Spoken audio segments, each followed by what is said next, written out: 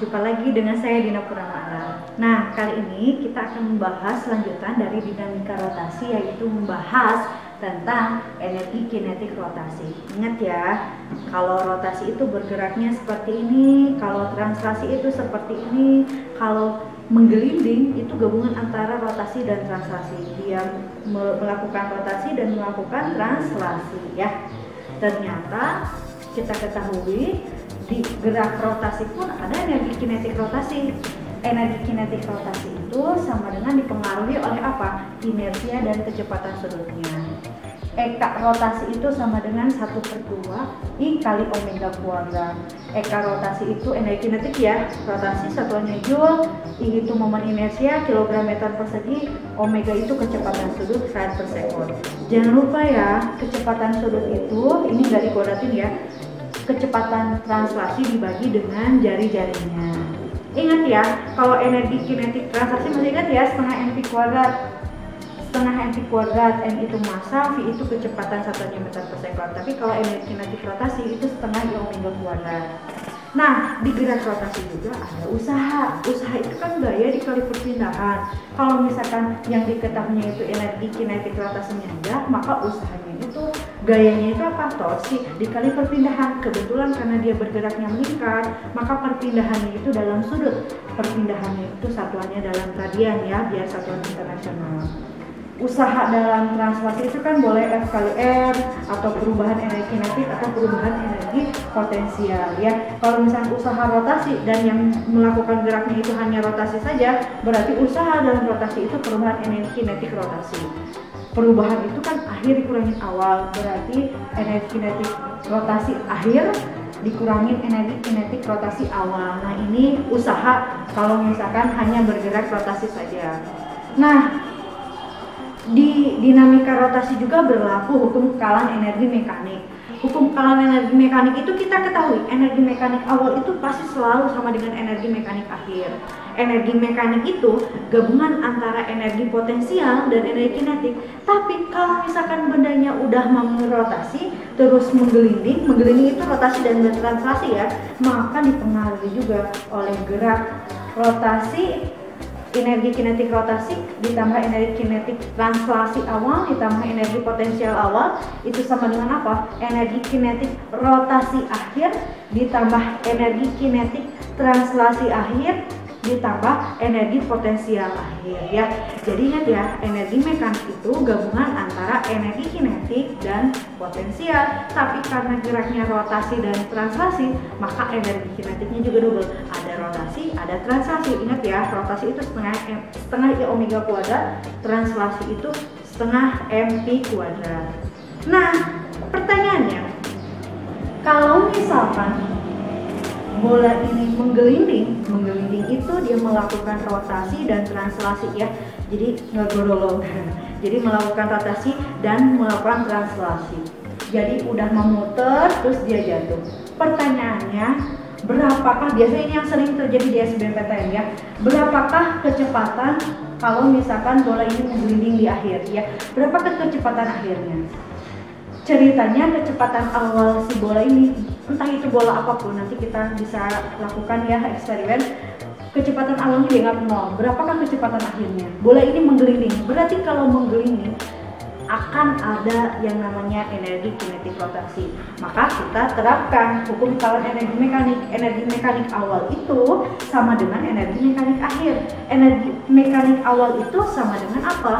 Energi kinetik rotasi ditambah translasi awal ditambah energi potensial sama dengan energi rotasi akhir ditambah energi kinetik translasi akhir ditambah energi potensial akhir. Tapi ingat, di sini ada informasi kecepatan awalnya 0. Maka ketika kecepatan awalnya, maka jelas energi kinetik rotasi maupun energi translasinya dia sama dengan 0.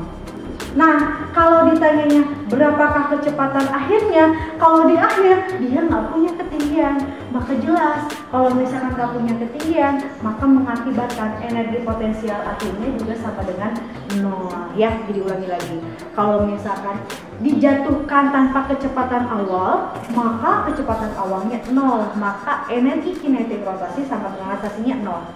Kalau misalkan ditanyanya berapakah kecepatan akhir atau kecepatan di dasarnya, dia nggak punya ketinggian, maka energi potensial akhirnya juga nol ya.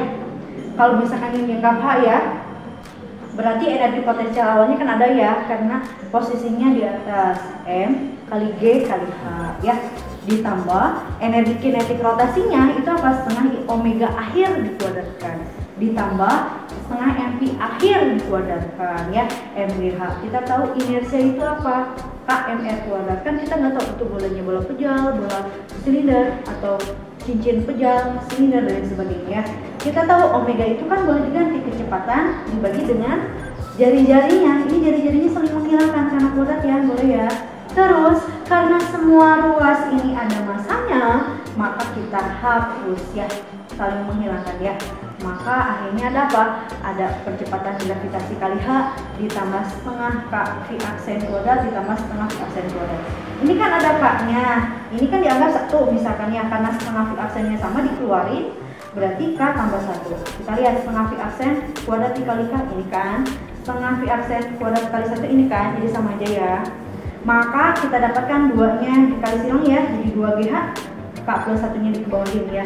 Jadi untuk menentukan kecepatan akhir pada bola yang menggelinding, ingat ya, syaratnya itu kecepatan awalnya 0, itu boleh sama dengan akar 2GH dibagi K ditambah 1 ya. V akhir itu dia berbanding terbalik dengan apa? Konstanta inersianya ya. Jadi pertanyaannya, kalau misalkan ada bola pejal, bola berongga, silinder berongga itu dijatuhkan pada bidang miring tanpa kecepatan awal, siapa yang duluan? Oke, nanti kita praktekkan ya, siapa duluan.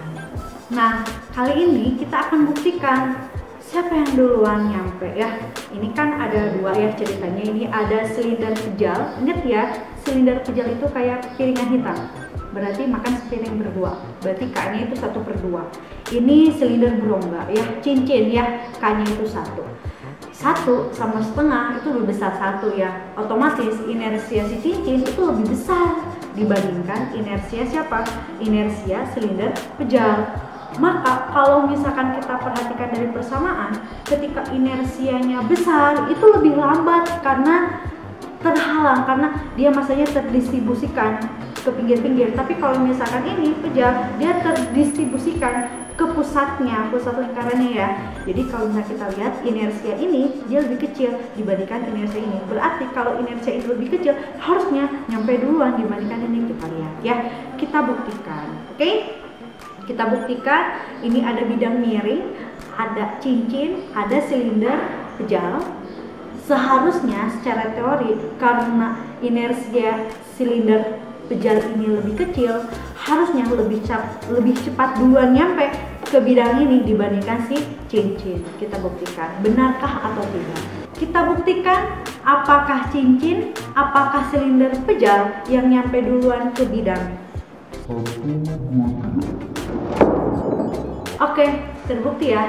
Dan ternyata silinder pejal ini nyampe duluan dibandingkan cincin ya. Kenapa? Karena momen inersia ini tuh lebih kecil.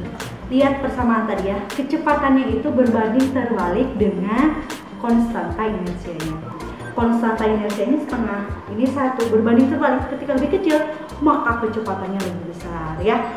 Maka silinder pejal lebih nyampe duluan dibandingkan siapa? Dibandingkan cincin ya. Nah, itulah pembahasan kita tentang energi kinetik rotasi, dan kita tahu siapa yang nyampe duluan, silinder pejalkah atau cincinкah ya. Jadi tahu ya semuanya, pokoknya kecepatan itu berbanding terbalik dengan konstanta inersianya. Oke, see you.